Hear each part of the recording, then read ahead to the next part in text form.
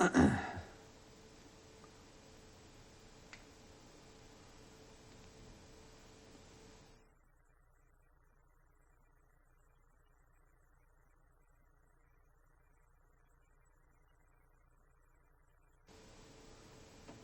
so now we're going to talk about life after death. You just watched the video on the subject of near-death experiences. I'm talking about what evidence do these near-death experiences provide for life after death.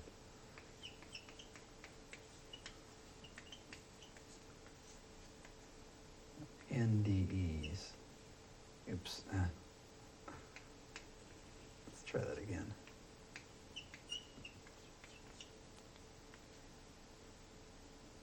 So, near-death experiences are when a person is in full cardiac arrest. They have no respiration, no heartbeat. There's minor brain activity, sometimes no detectable brain activity at all. And their pupils are fixed and dilated, so they can't see anything. So it's not like being in a coma, or it's not like being in a dream state. It seems that it's questionable that you would have any experiences at all. Now, there's still oxygen in the brain, so there might be some residual activity as the brain's dying that we are not aware of. And some theories actually, remember the video is called The Day I Died. And there's the one skeptic they have in the video, and she suggests that maybe the near-death experiences happen as you're dying and as you're coming back. And so the idea is that your brain is still working. And so it's when you're alive, you have this experience as you're dying and then as you're coming back. And so the idea that you can't have any experiences while you're dead, this is a kind of way to cheat that and say, well, the near-death experience doesn't necessarily have to happen when you're dead, and you're not left as a scientist saying, well, the person has no brain activity, but they're having these experiences. It must be the soul.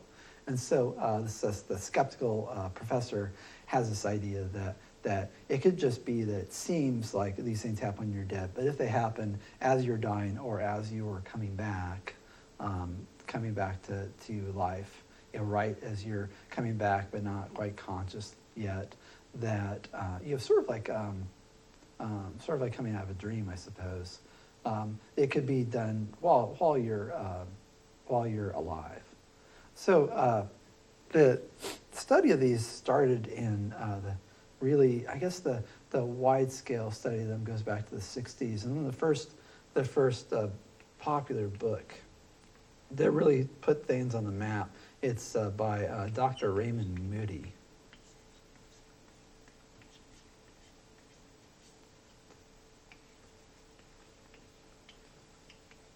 And it was called Life After Life.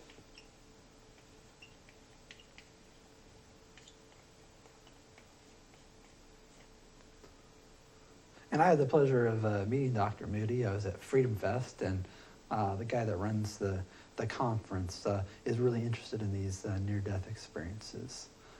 So he invited him, and he shared a lunch hour with me, and we hung out and talked. It was pretty cool. And I got to ask him lots of questions, and it was cool because he's a trained philosopher. He got his doctorate in philosophy, was teaching, I think, at University of Virginia. And then he's like, well, I don't know if I want to be a philosophy professor. I think I'd rather be a heart surgeon. So a cardiologist. So he went back and went to medical school, not content with just a doctorate in philosophy. He decided to get an MD. So he's sort of an overachiever.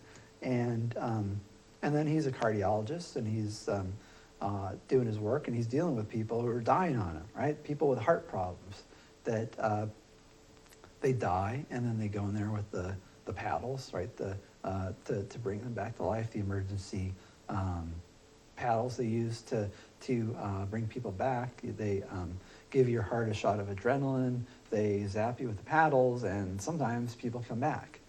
And he noticed that when patients came back, they'd say, Doc, you can't believe what happened to me. I was like in this other world, and there was light all around me and beings of light, and they told me stuff.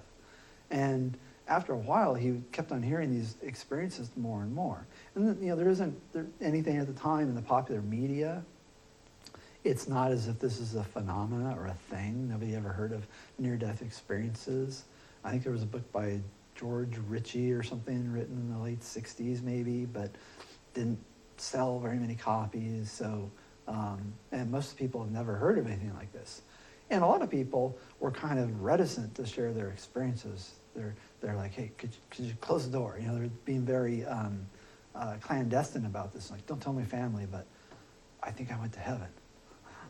Or very occasionally, I think I went to the bad place. And you can imagine people that went to a hellish world probably wouldn't want to share that, right? It might be something to be somewhat embarrassed about or want to repress and not think about. So, but most people, they had these positive experiences, and it struck him that all the experiences had this sort of common core. Not like the educational thing, not like the evil educational scam of Common Core. I'm talking about a core. There's a core of experiences that all these things shared. Try not to go into a tangent about Common Core.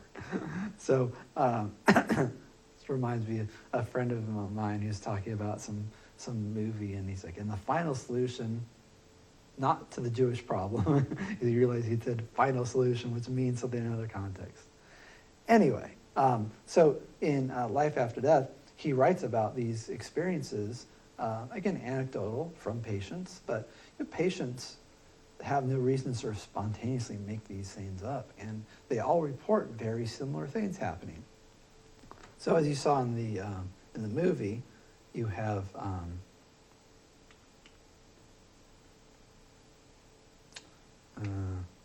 first of all, there's this idea of being separated from your body. So it's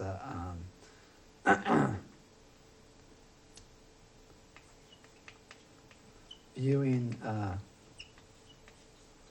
one's own corpse. And it's usually seen as a kind of a bird's eye view.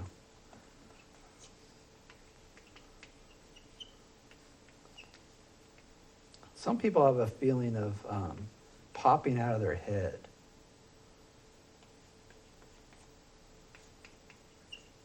And out of the tops of their head.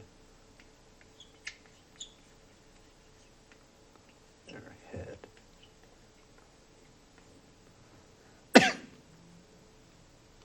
Other people just all of a sudden notice they're floating. Let's put this, they're floating. And observing family, emergency personnel sort of hovered around their body. And they report things that later on, it looks like they actually happen. They report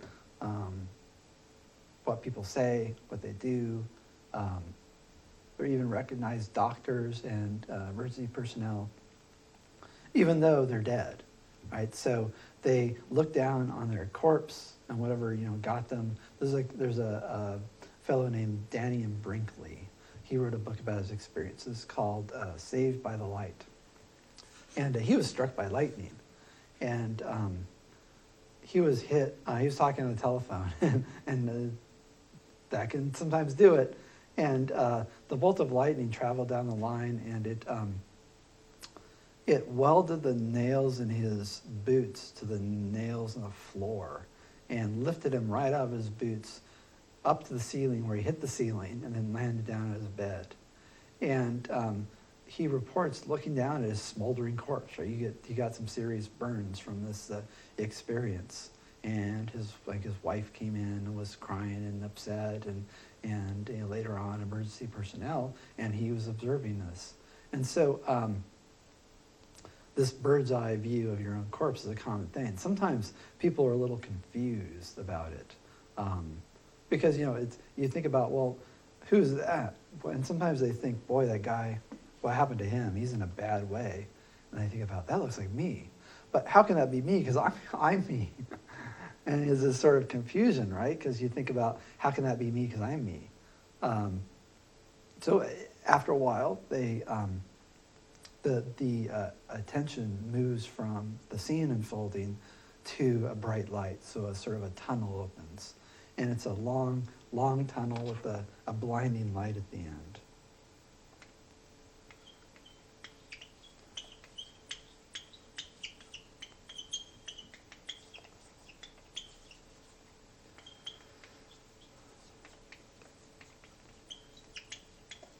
And sometimes there's a buzzing or a ringing.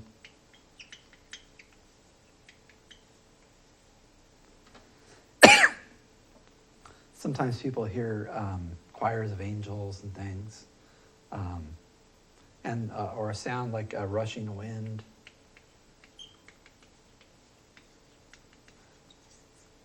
And then they feel like they travel at a rapid speed down the tunnel.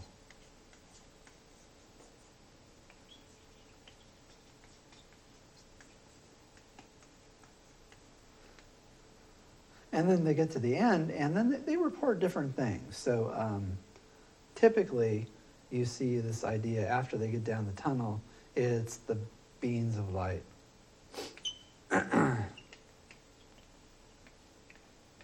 Sometimes people interpret these beams of light as being figures from their tradition. Sometimes they see Jesus, or I suppose the Hindu god, or the Buddha, or something, or Mary sometimes.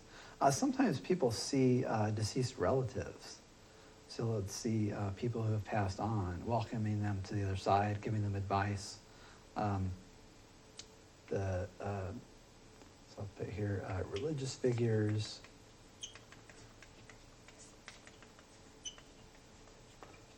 Or deceased relatives.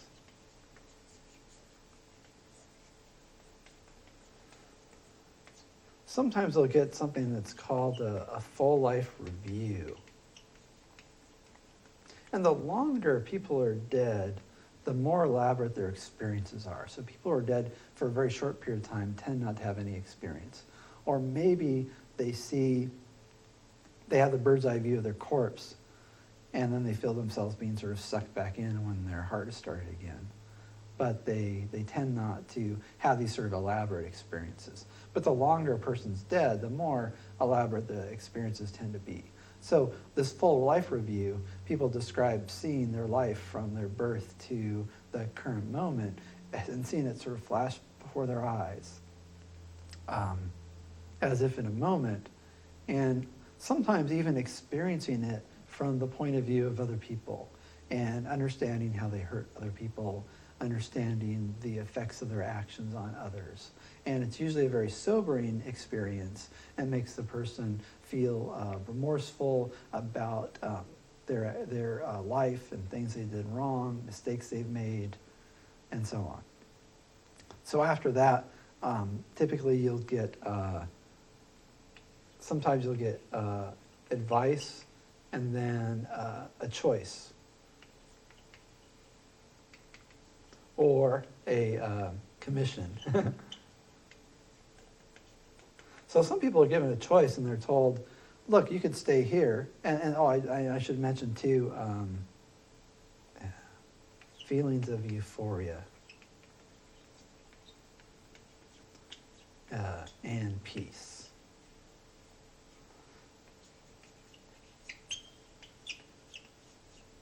So people on the other side, it's like they're in tremendous pain sometimes right before they die. All of a sudden, all the pain's gone, and they feel peace and contentment, and they're surrounded by beauty, and they have a feeling that all is well with the world. I think Pam Reynolds talks about the experience of joy, and she talks about music, and she says, she asks if the music is God, and the spiritual, the being of light says, no, that's the sound that God makes when he breathes, or something like that. So they get these kind of, have these mystical experiences, I had a student who fell out of a helicopter in Vietnam, and his view was much more physicalistic. He saw people from all walks of life and all different epochs dressed in different kinds of clothing, and of all ethnicities, and in a sort of kind of green park-like atmosphere, lots of trees and grass, in a kind of idyllic paradise. And he said at that moment, he realized that all his bigotry and hatred for Asian people, he's fighting in Vietnam against the North Vietnamese communists, and had some issues with that. And he said all that just melted away. And so when he came back, he had this big, change of heart about his prejudice. And often you'll see that. You'll see this turnaround in people's attitudes and in their value system.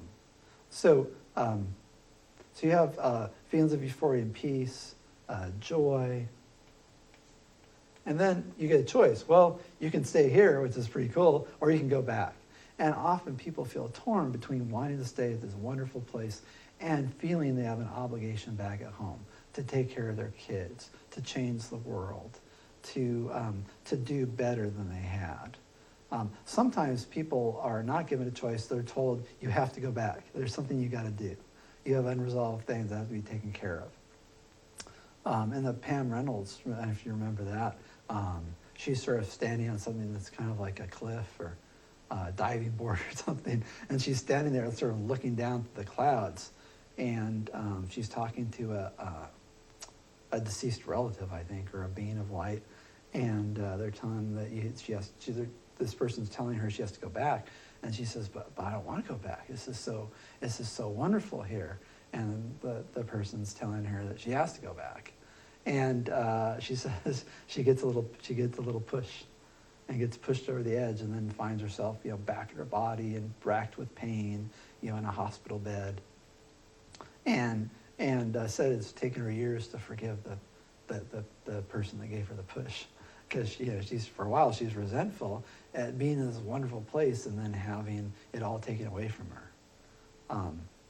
So after a decision is made or a decision is made for you, you go back. So this idea of being sucked back into your body.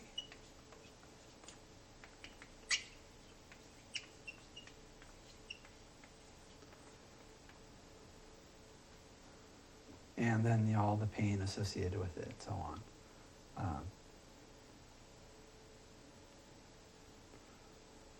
So now the question is, this is a description of these experiences. What do they tell us about life after death? Is this proof for life after death? Is it evidence? Is it good evidence? What are there alternative explanations for it? And so the film talked about a few of them. The alternative explanations. Let's just talk on like the sort of head scratching part, like the part that seemed like that provide the most compelling argument. And I think some of them, like look at the blind woman. There's a blind woman who's blind from birth, and she sees for the first time. Now again, this is their subjective report, right? And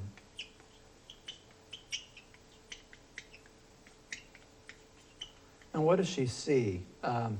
She sees her ring, I think, and then her hair. And to me, this is really compelling because you think about a blind person, as a person with, I don't have a ring on now, but you have that feeling when you have a ring, until you lose it or something, and you can always sort of feel it there on your hand. It's a very tactile thing. And if you're a blind person, you'd think that's a thing that's sort of with you all the time. You're more in touch with your tactile sensations because you don't have the sight sensations, which for most people is sort of the primary way they interact with the world. So she notices her wedding ring, and she also notices her hair. And to me, as a person with longish hair, right, you can kind of feel your hair always there, brushing against your shoulders and your neck. And so the fact that she would have honed in on those things first, it's kind of, I think, adds credibility there. And then there are people, observations that people have while they're dead.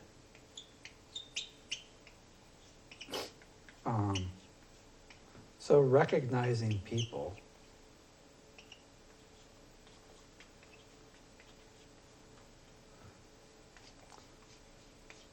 And reporting what went on when they're dead.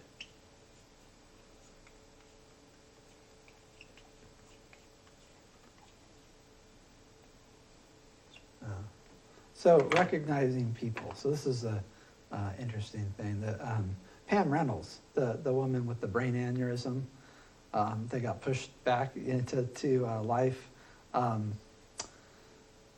She talked about this when they go to put in this cryoprotectant, right? It's they're gonna cool her down and replace her blood with this cryoprotectant, and in order to do so, they do it in your femoral artery, which is in your hip.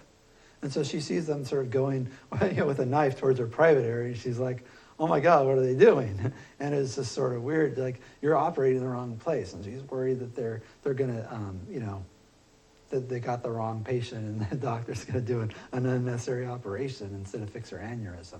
But that's where they go. And at the time they're doing that, she's dead. She's not having any experiences. She has no brain activity. Her pupils are fixed and dilated. She can't see it. She has no sensation. She's, has no brain activity. The blood's been drained out of her body, and they're going to replace it with, or maybe they're just getting ready to drain the blood out of her body. So, but somehow she has this bird's eye point of view of her body and sees the guy going for the femoral artery. And then the other thing, she has this, she sees this medical device that looks kind of like an electric toothbrush. And it's a bone saw, and she's never seen a bone saw before. This stuff, it's sterilized in an autoclave, which is an enclosed, sterile metal cabinet. It's put under extremely high heat. Nobody sees these things. They're not like sort of wheeling them around, but she sees this instrument that looks like an electric toothbrush, and then hears the sound, the zzz sound as they're drilling to the brain. Well, by this time, you might say, well, you still got blood in her body.Maybe she feels her femoral artery being cut, and kind of it sort of creates this dream or hallucination of the doctor is doing what they would be doing if they were going to cut into her femoral artery. But it's a lot harder to explain the bone saw, because the bone saw isn't something that you sort of feel or experience. It's this medical instrument that is not widely known. And she said, that they didn't go over the procedure with her and show her the instrument. She'd never seen it before. And it was sort of a curiosity. Instead, it looked like an electric toothbrush. And you see a picture of the thing, and lo and behold, it looks like an electric toothbrush. And that's what and by the time that comes out of the autoclave, she's been dead for a while. They've replaced her blood with sort of antifreeze, and there's nothing going on in her brain. So how is she able to see that? So those are big questions. And one answer is, well, consciousness is not a product of the brain. It's something which exists in the brain, but the brain is perhaps a receiver of consciousness, as opposed to a possessor of consciousness. So, and I'll just mention this, Pim Van Lommel. And he's got a book too, I think it's called Beyond Death.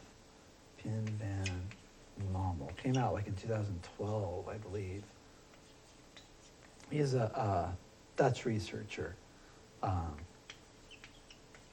Beyond Death. And he says that the brain is a receiver rather than transmitter of consciousness.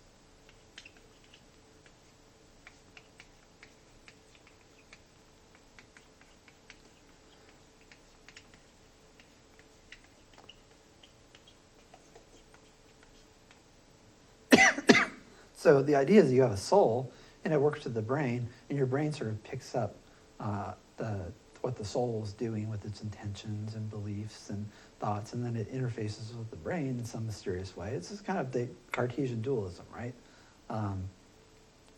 And it can exist on its own. So even though the brain's not functioning, you can observe things. You can, see things in scare quotes. Now, here's, and maybe we'll get to the skeptical objections in a minute here. There's one just popped into my mind here. But his idea is that if his theory of consciousness is true, then it makes perfect sense that if a person's dead, they're still able to observe things. They can have conscious awareness of the world because the brain does not produce consciousness. So if you're dead, if your pupils are fixed and dilated, if your ears are stopped up and you're laying flat on your back just staring at the ceiling, and you see things that are outside your field of vision, things you can focus on because your pupils are dilated, that seems like it's evidence that consciousness can exist separate from the body, that you can have conscious experiences without your brain operating. And that seems like a step towards a soul. So it seems like this is some evidence for life after death. It's a step in that direction. So it's let's put some evidence.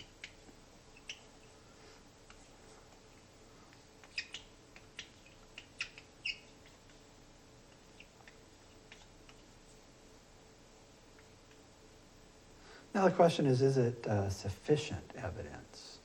And that's a more difficult question. So what you have really is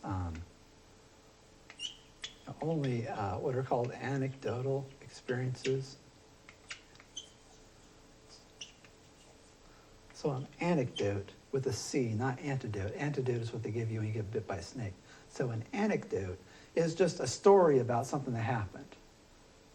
So there's only anecdotes of, or anecdotal experiences.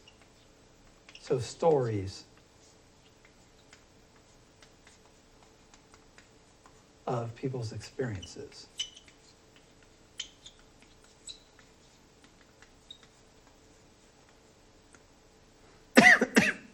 And there's nothing really objective that's being measured. Now, they did a few experiments to try to measure things, but really they're relying on people telling them what happened when they're dead, and that doesn't seem sufficient. So not sufficient evidence or proof, but kind of a head scratcher, right?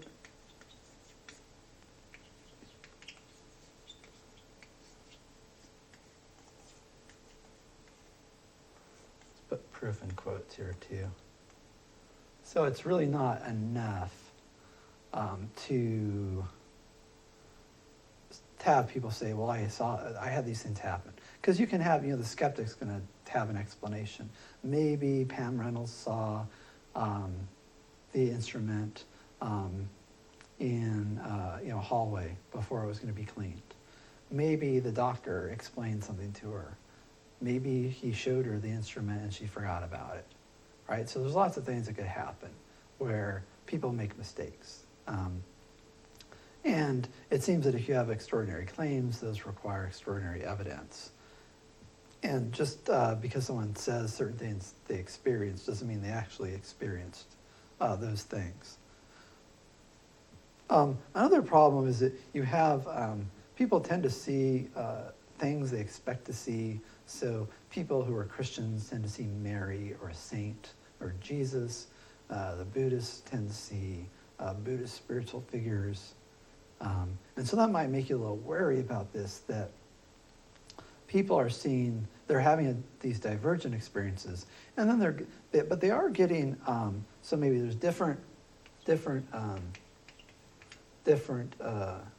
religious figures, or sometimes, again, just people, figures or people, but also similar teaching or advice. And this is really interesting to me. So people bring back advice from the other side, and they tend to be changed people, and make resolutions to do better. And it's typically, life is a learning process. The most important thing is to love people and to be kind and compassionate and forgiving. And you shouldn't go around trying to chase money or material objects.